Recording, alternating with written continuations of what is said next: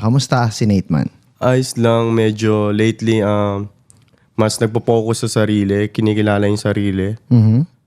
Inaalam kung para saan ba talaga siya. Mas inaalam yung side niya na kung saan siya malakas, kung saan siya mag-grow na pwesto, lugar. Alam mo yun, sa mga nakakasama rin siguro. Gusto ko rin, ayun, yung sarili ko malabas ko ng tama sa kanila. Gusto ko makapag-inspire ako sa ibang tao. Yun yung mga lagi kong iniisip nitong mga nakaraan. Ito yung mga trip mo lately. Yeah. Exploration ka pala Oo, ngayon. nag-e-explore ako talaga. Inaalam ko talaga. Inaalam ko yung mga bagay-bagay. May pakialam na ako sa nararamdaman ng ibang tao. Okay. That's maturity, tol.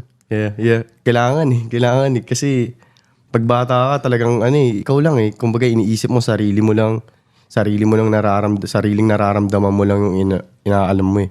Kumbaga wala kang pakialam sa ibang tao. Kaya naisip ko nung medyo tumanda-tanda, mali yung ganun.